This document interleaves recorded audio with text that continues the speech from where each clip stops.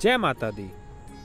वैष्णो देवी मंदिर जो जम्मू कश्मीर के त्रिकुट पहाड़ों में स्थित है, भारत के सबसे प्रसिद्ध हिंदू धार्मिक स्थलों में से एक है।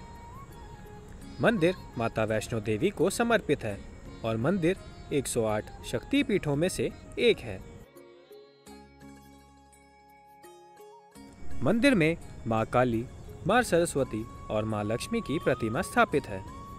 यह मंदिर सबसे अधिक देखने जाने वाले तीर्थ स्थलों में से एक है और हर साल लाखों की संख्या में यहाँ दर्शन करने श्रद्धालु आते हैं।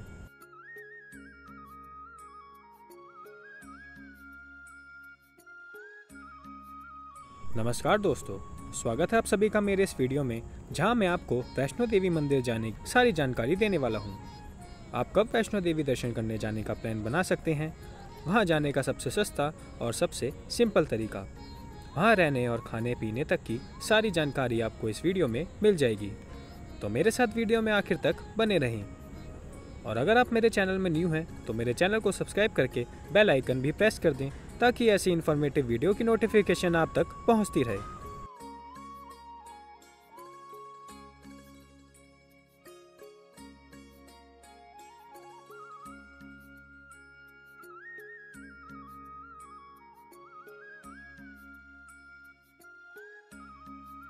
तो मैं आपको बता दूं कि आप यहां तक कैसे आसानी से पहुंच सकते हैं। दोस्तों, यहां तक आने के लिए सबसे अच्छा और सस्ता तरीका है बाय ट्रेन।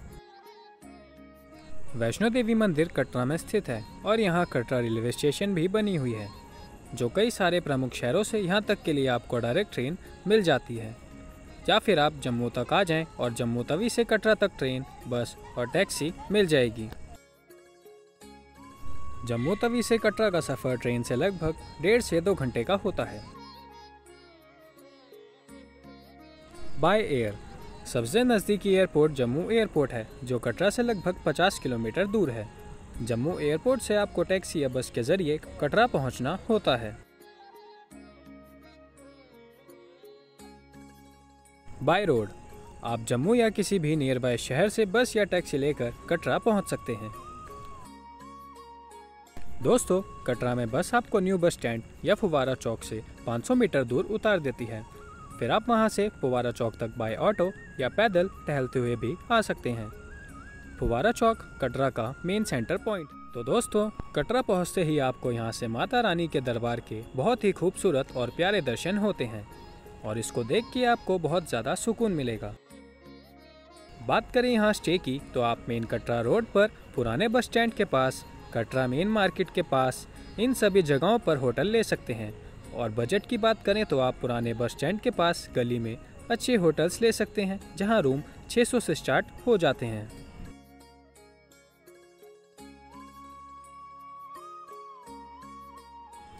थोड़ी देर आराम करने के बाद चलिए शुरू करते हैं दर्शन। तो दोस्तों, आप सभी को बता दूं कि अब यहां माता रानी के दर्शन करने के लिए आप सभी को RFID कार्ड बनवाना पड़ता है, तभी आप यात्रा कर सकते हैं। RFID कार्ड आपका यात्रा पास होता है, जो दर्शन के लिए बाणगंगा चेक पोस्ट और ताराकोट चेक पोस्ट पे चेक किया जाता है।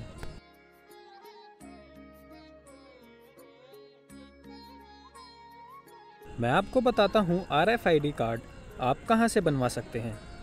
अगर आप बाय ट्रेन आ रहे हैं तो रेलवे स्टेशन के बाहर ही वैष्णवी भवन है, वहाँ से भी आप कार्ड बनवा सकते हैं। यहाँ बहुत कम भीड़ आपको देखने को मिलेगी। कटरा रेलवे स्टेशन से जम्मू एयरपोर्ट, कटरा मेन चौराहे के पास या ताराकोट मार्ग से भी आप बनवा सकते हैं।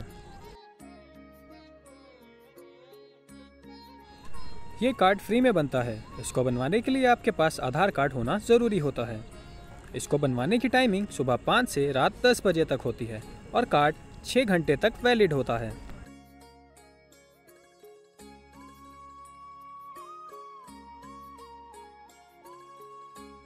वैष्णो देवी दर्शन के लिए आपके पास कुछ डिफरेंट रूट्स अवेलेबल हैं।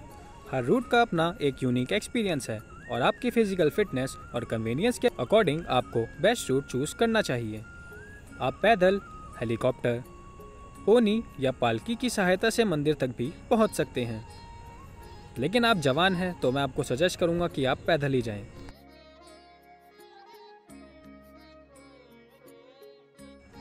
मंदिर तक पैदल यात्रा करने के लिए 2 मार्ग बने हुए हैं। एक भानगंगा मार्ग और एक ताराकोट मार्ग।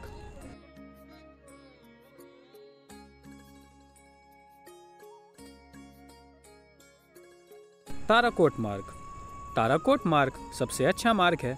इस मार्ग में घोड़े खच्चर नहीं चलते हैं और ताराकोट मार्ग से यात्रा करते वक्त आपको हरे भरे पहाड़ के शानदार नज़ारे, खूबसूरत वादियाँ और शांति का अनुभव होता है। इस मार्ग में आपको खाने पीने की कोई दिक्कत नहीं होती। यहाँ जगह जगह पे अच्छे ढाबे और रेस्टोरेंट बने हुए हैं। यह रास्ता काफ़ी सुकून भरा है और आपको नेचर के करीब लाता है, इसलिए ये मार्ग पैदल यात्रियों के लिए सबसे अच्छा मार्ग रहता है। कटरा के चौराहे से आप ऑटो कर ताराकोट मार्ग तक आसानी से पहुंच सकते हैं। यहां से अर्धकुंवारी तक की दूरी 7 किलोमीटर है और अर्धकुंवारी से हेमकोटी मार्ग से होते हुए 5 किलोमीटर की दूरी कंप्लीट करते हुए आप माता रानी के भवन के पास पहुंच जाएंगे। जब आप लोग ताराकोट मार्ग से 3 किलोमीटर की दूरी तय कर लेंगे, उसके बाद आप माता रानी के लंगर तक पहुंच जाएंगे। वहाँ एक प्यारा सा पार्क भी है जहाँ आप पिक्चर वीडियो खिंचवा सकते हैं और आप यहाँ थोड़ी देर आराम भी कर सकते हैं।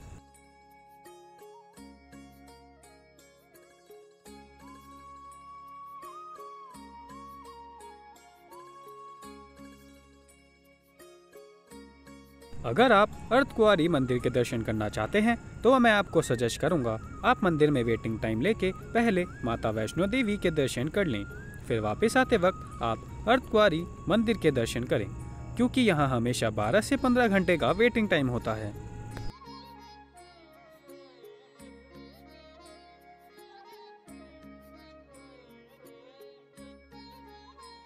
भानगंगा मार्ग। भानगंगा मार्ग भी वैष्णो देवी दर्शन के लिए एक प्रसिद्ध रास्ता है और यह रास्ता थोड़ा ट्रेडिशनल है। अगर आप पिट्ठू, घोड़े या पालकी से यात्रा करना चाहते हैं तो आपको भानगंगा मार्ग से यात्रा करना पड़ेगा। भानगंगा चेक पोस्ट पार करने के बाद आपको बहुत सारे घोड़े, पिट्ठू और पालकी वाले मिल जाएंगे। बात करें इनके रेंट की तो भानगंगा से अर्धकुंवारी तक घोड़े 650 से स्टार्ट और पिट्ठू 250 से स्टार्ट बच्चों के लिए, और भानगंगा से भवन तक घोड़े 1250 से स्टार्ट और पिट्ठू 350 से स्टार्ट बच्चों के लिए। और अगर आप पालकी करना चाहते हैं तो भानगंगा से भवन तक आने जाने का 4000 चार्ज करते हैं, और अगर आप भैरव मंदिर भी घूमना चाहते हैं तो 4500 आप लोगों को पे करना होगा। और अगर आपका वज़न 100 किलो से ज़्यादा है तो आपको 5000 पर पर्सन पे करना पड़ेगा।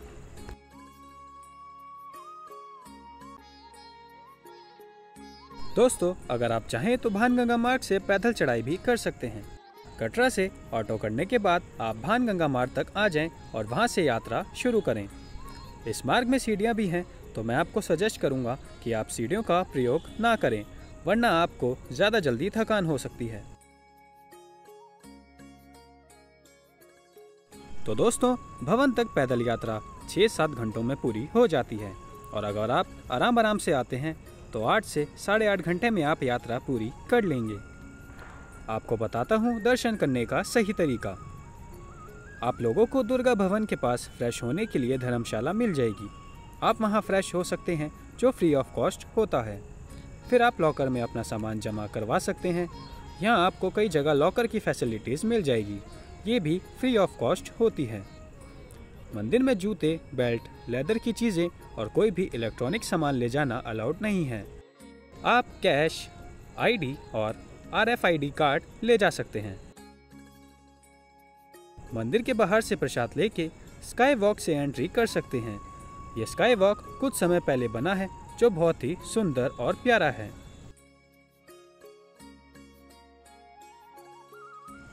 मंदिर गर्भगृह में माता वैष्णो देवी के स्वरूप में माता काली, माता सरस्वती और माता लक्ष्मी के रूप में विराजमान है।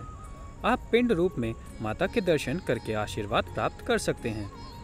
ये दरबार बहुत ही अलौकिक और दिव्य है।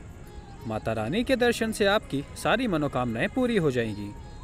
आप सब भी माता रानी के दर्शन करें और कमेंट बॉक्स में जय माता दी जरूर लिखें।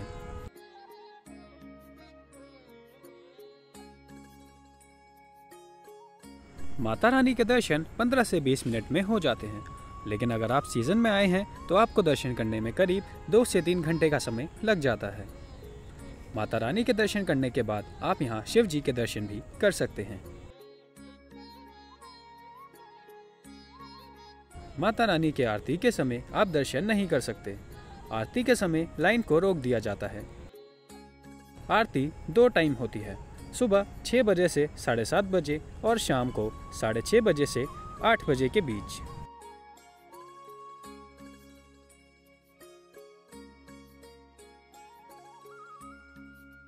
दोस्तों, आप चाहे तो भवन के पास ही स्टे कर सकते हैं, लेकिन आपको पहले से ही ऑनलाइन बुकिंग करनी पड़ेगी क्योंकि यहाँ पर रूम मिलना थोड़ा मुश्किल होता है। और यहाँ कुछ धर्मशाला बने हुए हैं जहाँ आप फ्री ऑफ कॉस्ट भी ठहर सकते हैं। कहते हैं कि वैष्णो देवी भवन से भैरव बाबा मंदिर तक की यात्रा बहुत ही महत्वपूर्ण हिस्सा है। यहाँ दर्शन करने के बाद ही वैष्णो देवी माता के दर्शन को पूर्ण माना जाता है। भवन से भैरव बाबा मंदिर लगभग 2 से 3 किलोमीटर की दूरी पर है। आप लोगों को बता दूं कि भैरव बाबा मंदिर के दर्शन के लिए आपको चढ़ाई करनी पड़ती है, जिसमें कि 1 से 1.5 घंटे का वक्त लग सकता है। आप चाहें तो घोड़े या रोपवे के माध्यम से भी मंदिर तक जा सकते हैं। भैरव बाबा के दर्शन में करीब 15 से 20 मिनट लगते हैं। मंदिर परिसर से आपको वैष्णो माता और उसके आसपास बहुत सुंदर पहाड़ी देखने को मिलती हैं। दोस्तों, बहुत ही खूबसूरत और शांति जगह है। आप ज़रूर यहाँ दर्शन करने आएं। दर्शन करने के बाद आप भानगंगा या तारककोट के रास्ते से ही आराम से कटरा तक पहुँच सकते हैं।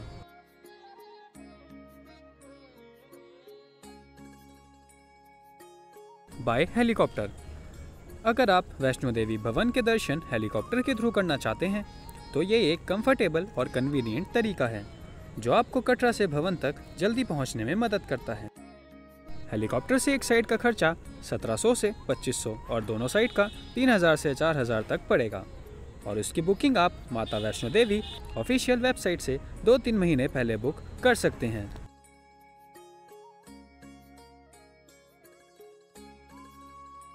कटरा में बहुत ही प्यारी मार्केट है, तो आप वहां घूम सकते हैं और यहां से शॉपिंग भी कर सकते हैं। बात करें यहां आने के समय की, तो यहां साल भर में कभी भी आया जा सकता है, लेकिन अक्टूबर से जून तक का सबसे बेस्ट टाइम होता है। मैं आपको सजेस्ट करूंगा आप बारिश में यहां आना अवॉइड करें। 2 से 3 दिन में आप आराम से माता रानी के दर्शन और यात्रा कर सकते हैं। वैसे तो मैंने आपको सभी जानकारी दे दी होगी, लेकिन अगर आपके मन में कुछ और सवाल हैं तो आप कमेंट करके पूछ सकते हैं। और दोस्तों, अगर आपको मेरा ये वीडियो अच्छा लगा हो तो आप लाइक ज़रूर करें। आपका एक लाइक मुझे ऐसी और इन्फॉर्मेटिव वीडियो बनाने के लिए प्रेरित करता है। धन्यवाद।